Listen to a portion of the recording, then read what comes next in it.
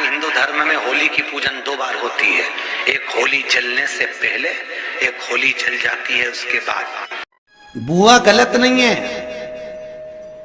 इसलिए हिंदू धर्म में आज भी अगर उस डूंडा ने प्रहलाद को जला दिया होता तो कोई होली की पूजन भी नहीं करता।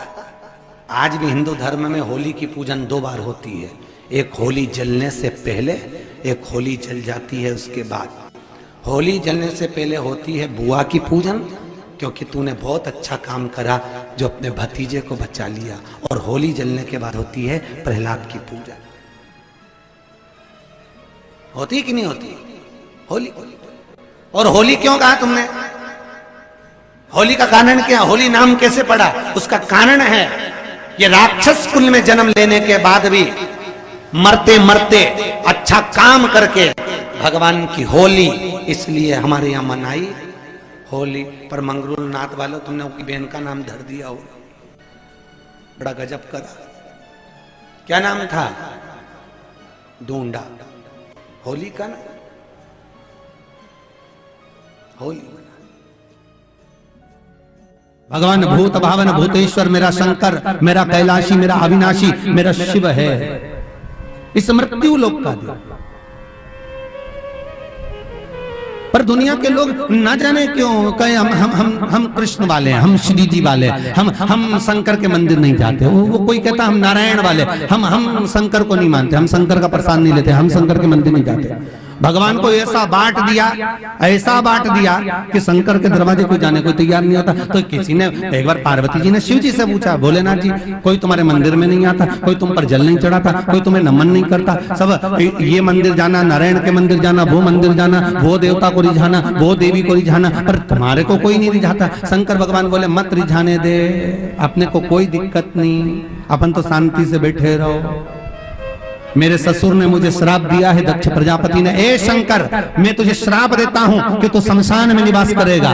शंकर भगवान बोले उस दिन से मैं बड़ा प्रसन्न हूं, क्योंकि मैं शमशान में रहता हूं। आज किसी का भी भजन कर ले, चाहे ये राम कहे, चाहे ये कृष्ण कहे, चाहे देवी कहे, चाहे दत्त कहे, इसकी मर्जी पड़े, जितना देवी देवता पूछता फिरे, पर आखिरी में मरने के बाद तो मेरे पास आएगा ना, तब निपट लूंगा।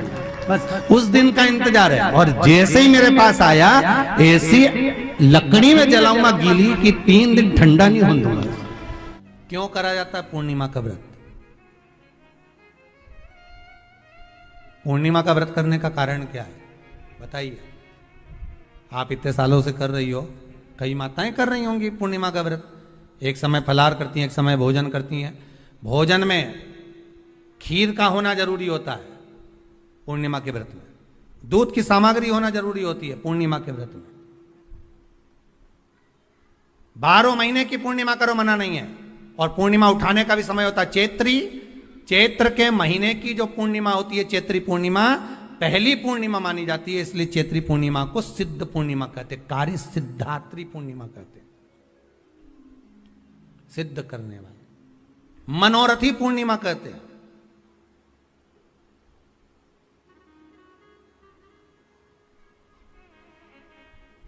मनोरथी पूर्णिमा। इसलिए पूर्णिमा का व्रत कहां से उठाया जाता है? चैत्र के महीने की पूर्णिमा से पूर्णिमा का व्रत उठाया जाता है कि मैं महीने की पूर्णिमा करूंगी, तो वो चैत्र पूर्णिमा से उसको उठा लिया जाता है। पर उसका एक नियम रहता है, आप फलाहार करें अपनी जगह पर है, पर एक समय भोजन कर रहे हैं वो अपनी जगह पर, भोजन के साथ में मीठे के साथ थोड़ा दूध की सामग्री होना जरूरी होती है। और क्यों करते हैं पूर्णिमा का व्रत? किस लिए किया जाता है, क्यों करा जाता है?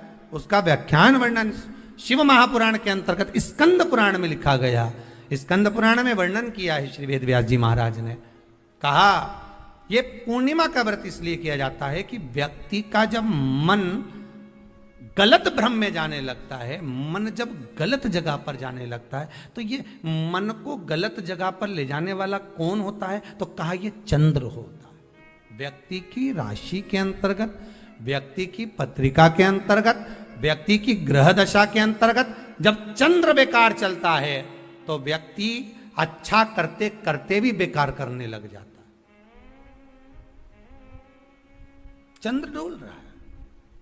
कई माताएं कहती हैं गुरुजी हमारे बेटे को आशीर्वाद दीजिए, बहुत गलत संगत में जा रहा है, मतलब समझ जाना कि चंद्र गड़बड़ जा रहा है। बेटी अगर गलत मार्ग पर जा रही है, बेटी अगर गलत संगत में जा रही है, किसी अन्य व्यक्ति की ओर आकर्षित हो, चंद्र गड़बड़ हो रहा है, उसका चंद्र कहीं जा रहा, कोई पुरुष कोई लड़का कोई गलत मार्ग पर जा रहा है, चंद्र गड़बड़ हो रहा है। घर में जो क्लेश उत्पन्न होता है, घर में जो विवाद उत्पन्न होता है, उस विवाद को रोकने के लिए केवल चंद्र की ही, इसलिए तो पूर्णिमा घर की नारियां हमारे यहाँ हिंदू धर्म में यहां तक स्कंद पुराण में कर दिया, तो उसमें लिखा है हर कार्तिक, हर पूर्णिमा को, हर संक्रांति को ब्राह्मण सत्यनारायण भगवान की कथा या राजा या वैश्य कथा को कराता था।